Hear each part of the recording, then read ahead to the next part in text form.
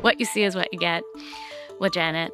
She leads with her heart as much as she leads with her brain. She has what it takes to make things happen, and she has boundless energy. Janet had a vision for where science needed to go, and she had the ability to actually get the science to go to that place. Janet Rossant is passionate, she's intelligent, she's motivated. Every time she's in the room, you just want to drop everything and just listen to every single word that she says. Janet is not only a scientist, she wants to support and contribute to the society as a whole. When you're in a room with Janet, you want to do your best. You are your best.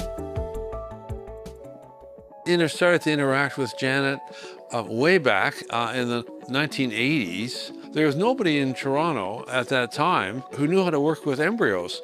And I had heard that there was this very good scientist down at Brock University. I was a postdoc over at Mount Sinai when Janet was a young scientist. And I remember hearing about her, this person who's doing these amazing, wonderful things. When I was at Oxford, I was taught by John Gairdner. He was the person who first cloned frogs. And that really turned me on to the fundamental question that I've been interested in ever since, which is, how do we, as people, develop from a single cell, the egg, into a complex organism like ourselves? I didn't work on frogs because they were nasty, slimy creatures, so I started to work on mouse embryos. Her establishment and characterization of epiblast, trophoblast, extra-embryonic endoderm stem cell lines, these have been resources that have really driven the field forward. The capabilities in iPSC sciences and technology that Janet has fostered throughout her career has really made Toronto one of the key areas in the world that you would come to do iPSC research. Top 3 stem cell scientists, of course, Tilla McCullough for their discovery of stem cells, and Janet Rossant because of her scientific brilliance, but also because of her leadership. I consider myself a builder. I build things. I build teams. I build buildings. I build things that help science move forward. Janet was instrumental in helping to establish CCRM and Medicine by Design. Medicine by Design and CCRM have had huge impact on Ontario and Canada.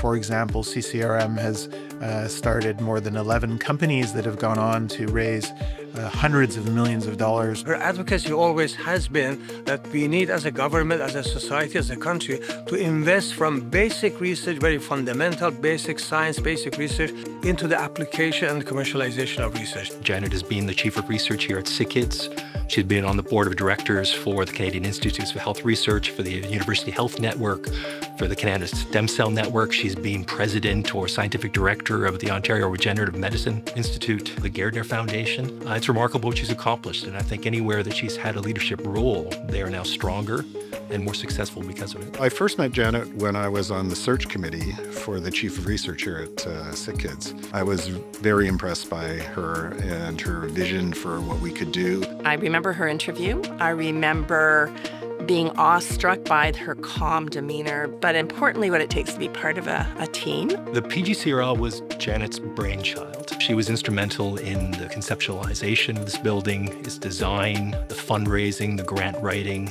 all the way through the implementation stages. When I first came on as chief of research, our researchers were scattered across 6 city blocks in different buildings. They hadn't met each other, and I certainly hadn't met all of them. The institute here is second to none in Canada. The institute ranks in the top 3 in the world in pediatric centers every single year by pretty much every single metric. It was so significant, and it really turned the corner for us on ensuring that we could deliver what we had hoped and dreamed of.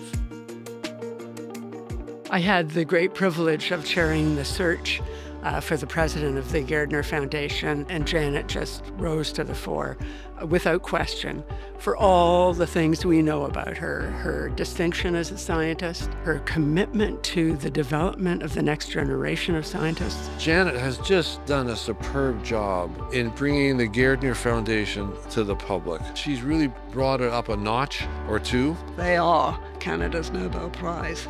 But we also see our role in the Gairdner Foundation as being part of promoting the life sciences community in Ontario. Of course, we are national, so beyond Ontario as well. What's amazing about it is that it's a Canadian prize that's given to the best in the world, several of whom have won Nobel Prizes. Oh, the Gairdner Award is so meaningful for me. It was an incredible honor. The experience around the Gairdner Award in Canada was really remarkable and extraordinary. I was so excited to receive the Gairdner Award. Scientists around the world recognize the Gairdner Foundation and the Gairdner Awards as a way of recognizing globally the impact of science. Janet has always been a huge supporter of me as a young female scientist, helping to make sure that there were no barriers to my progression. Janet has been a tireless advocate for increasing diversity in science, with a particular passion for encouraging girls to pursue careers in STEM. When I was first at Brock University, I was the only female faculty member. And people said, oh, it'll change because over the next time, the women are coming into the undergraduate program, so in 10 years' time, it'll be 50-50 all the way up to faculty. Still not true. Janet has always carried the responsibility of paying it forward, and she's worked hard to advise young women who are interested in STEM. She's worked hard to advise postdocs in their science and their research. She always said yes. I sent her a cold email to kind of describe to her what Spindle was and what I was hoping to do. And Janet responded to me right away. That was 8 years ago, and she's been a great personal and professional mentor to me since then. The fundamental data says that diverse voices at the table give you better outcomes, whether you're in science or in any environment. And if we close that door, we are turning back the clock many years. Leading by example in every way. She's led by example as a woman in science. She's led by example as chief of research at the Hospital for Sick Children. Janet's legacy will be establishing developmental biology as a premier science discipline in Toronto.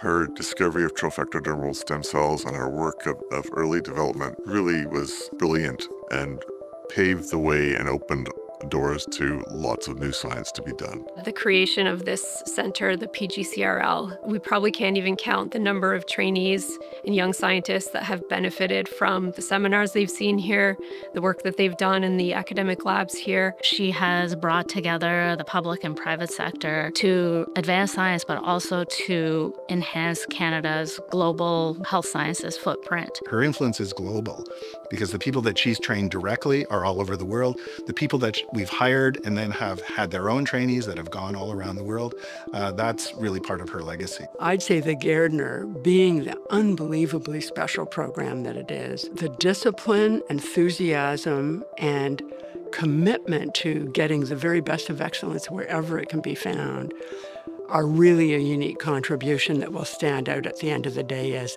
a crowning glory to cap her career as a scientist. Being involved in the onset of CCRM, Medicine by Design, Blue Rock Therapeutics, all these companies and the activity in the stem cell and regenerative medicine space is probably what I'm most proud of, and I'm very happy to sort of have that legacy.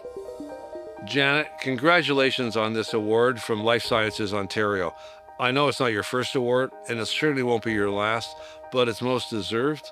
Janet, congratulations on receiving the Lifetime Achievement Award. No one is more deserving of this honor.